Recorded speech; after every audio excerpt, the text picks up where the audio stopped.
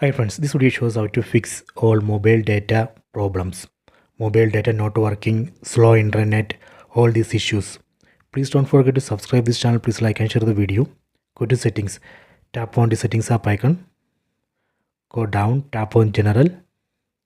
Go down, go to transfer or reset iPhone.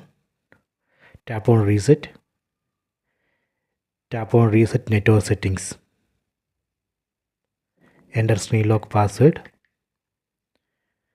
Then tap on reset network settings. This reset operation is safe. It will not delete any data from your phone. It will not delete your photos, contacts, videos, apps, anything. It just reset only the network settings, including mobile data settings.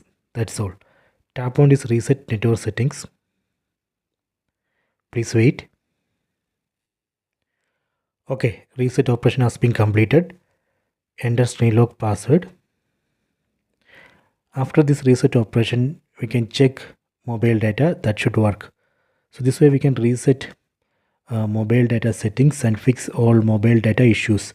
I hope you have enjoyed this video. Please subscribe this channel. Please like and share the video.